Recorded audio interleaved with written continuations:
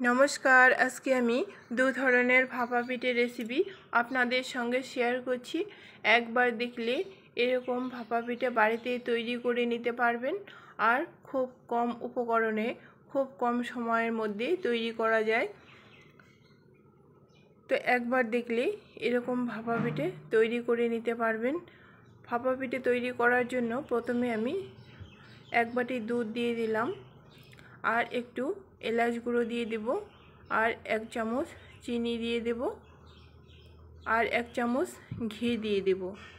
दिए हाई फ्लेमे दूधटाके आमी फुटिए नेब। फुटते शुरू करले आमी एखाने एक बाटी चालेर गुड़ो दिए देब।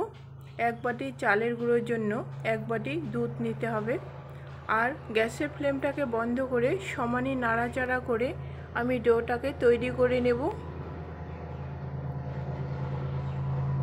समाने नाड़ाचाड़ा करे डोटाके तैरी करे निते हबे। तो एबार आमी नामिए नेब। एबारे आमी हाथे एकटू ठंडा जल लागिए एभाবে আর একটু মেখে নেব। তাতে কিন্তু ডোটা অনেকটা নরম আর সফট হবে। তো আমি এখানে গোবিন্দভোগ চালের গুঁড়ো নিয়েছি আর গোবিন্দভোগ চালের গুঁড়ো দিয়ে করলে খুবই সুন্দর লাগে। তো আমি এভাবে ঠান্ডা জল লাগিয়ে আর একটু মেখে নিলাম। এবার স্টাফিংটা তৈরি করার জন্য আমি এখানে নারকেল কোড়া নিয়েছি আর নারকেল কোড়ার থেকে কম পরিমাণ আমি গুড় দিয়ে দেব আর হাই ফ্লেমে আমি নাড়াচাড়া করে ভেজে নেব। তো হাই ফ্লেমে এভাবে সমানে নাড়াচাড়া করে ভেজে নিলে খুব তাড়াতাড়ি শুকিয়ে আসবে রসটা। তো এই জন্য হাই ফ্লেমে নাড়াচাড়া করে আমি রসটা শুকিয়ে এভাবে নামিয়ে নিলাম। এবার একটু ঠান্ডা করে নেব আর একটু ঠান্ডা হয়ে গেলে আমি এখানে ডোটাকে আর একটু মেখে নেব। নিয়ে আমি লেচি কেটে নেব।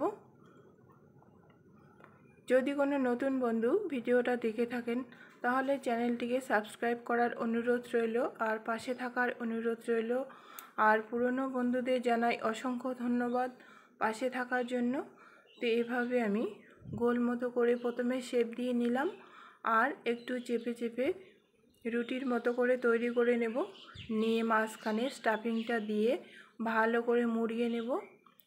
ভালো করে মুড়িয়ে নিতে হবে যাতে স্টাফিংটা বেরিয়ে না আসে।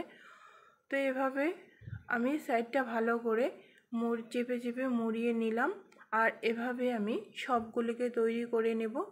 রুটির মতো একটু তৈরি করে আমি একেবারে মোটাও করিনি আর একেবারে পাতলাও করিনি, মিডিয়াম ধরনের রুটির মতো ডোটাকে তৈরি করে নিয়েছি আর এভাবে আমি সবগুলিকে তৈরি করে নিলাম।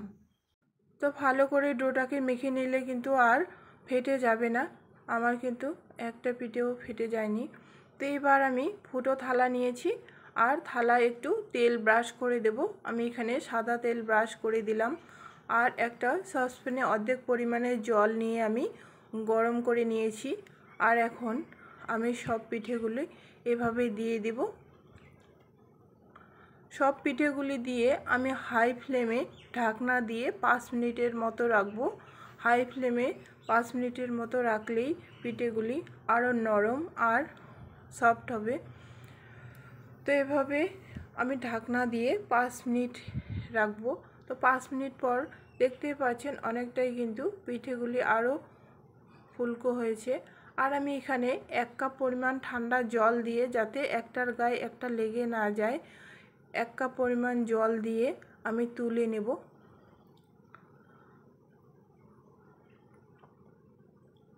খুব সহজ পদ্ধতি আর খুব তাড়াতাড়ি তৈরি হয়। এভাবে ভাপা পিঠে খেতেও কিন্তু খুব সুন্দর লাগে। তা আমি একটু গুড় এখানে গলিয়ে নিয়েছি আর আপনারা চাইলে অন্য কিছু দিয়েও খেতে পারেন, খেতে অসাধারণ লাগে। তো এবারে আমি আর এক ধরনের ভাপা পিঠে তৈরি করার জন্য এক বাটি এখানে চালের গুঁড়ো নিয়েছি আর অল্প অল্প জল দিয়ে আমি মেখে নেব। আমি গোবিন্দভোগ চালের গুঁড়ো দিয়েই করছি। গোবিন্দভোগ চালের গুঁড়ো দিয়ে খেতে খুব সুন্দর লাগে। তো এভাবে আমি অল্প অল্প করে জল দিয়ে মেখে নেব। একেবারে বেশি পরিমাণ জল দেওয়া যাবে না, তো অল্প অল্প জল দিয়ে এভাবে আমি চেপে দেখব যাতে একটা ডেলা তৈরি হয় আর চাপ দিলে ভেঙে যায়। একটু রসালো টাইপের গুঁড়োটাকে করতে হবে। তো এবার আমি চাকনি দিয়ে এভাবে গুঁড়োটাকে ছেঁকে নেব। চাকনি দিয়ে ছাঁকা হয়ে গেলে আমি এখানে একটা বাটি নিয়েছি, আর বাটিটাতে আমি একটু শুকনো চালের গুঁড়ো দিয়ে দেব। প্রথমে বেশি পরিমাণ দেব না, আমি একটু শুকনো চালের গুঁড়ো দিয়ে দেব যাতে আটকে না যায়।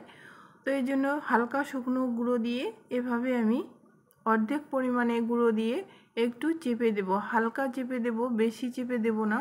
তো এভাবে সমান করে আমি হালকা চেপে দিয়ে এখানে নারকেল আর গুড় নিয়েছি, নারকেল আর গুড়টাকে এভাবে আমি দিয়ে দেব, আর আমি বাকিটা আবার গুঁড়ো দিয়ে হালকাভাবে আমি চেপে দেব।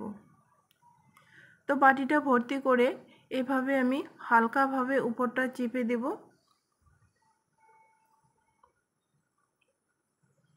এবার আমি একটা পাতলা কাপড় নিয়েছি, আপনারা চাইলে কিন্তু নেটের মধ্যেও করতে পারেন। তো আমি এইভাবে পাতলা কাপড় নিয়েছি, আর কাপড়টাকে এভাবে টান করে আমি দিয়ে দেব। আমি এখানে সসপ্যানে অর্ধেকটা পরিমাণ জল নিয়েছি, তো জলটাকে আমি গরম করে নিয়েছি, আর আমি এখানে ফুটো থালার উপরে দিয়ে দেব, দিয়ে বাটিটাকে তুলে নেব। তুলে নিয়ে আমি এইভাবে কাপড়টা ঢাকা দিয়ে দেব, আর হাই ফ্লেমে 5 মিনিট আমি রেখে দেব। তো হাই ফ্লেমে 5 মিনিট রাখলেই পিঠেটা কিন্তু খুব সুন্দর, খুব নরম আর সিদ্ধ হয়ে যায়। এবার আমি নামিয়ে নেব। তো এবার নামিয়ে আমি তুলে নেব।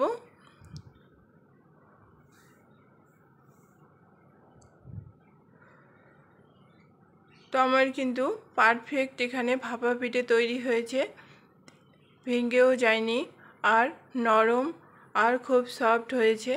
তো এভাবে আমি বাকি পিঠেগুলি এভাবে আমি ভাপিয়ে নেব। তো খুবই সহজ পদ্ধতি, আর খুব কম উপকরণ, আর খুব কম সময়ের মধ্যেই তৈরি করা যায়, আর খেতে কিন্তু অসাধারণ লাগে। তো একবার হলে এভাবে ট্রাই করে দেখবেন যে গোবিন্দভোগ চালের গুঁড়ো দিয়ে ভাপা পিঠে খুবই সুন্দর লাগে খেতে, সহজ পদ্ধতিতে। তো আজকে আমি এই পর্যন্ত শেষ করছি, দেখা হবে পরের কোনো ভিডিওতে।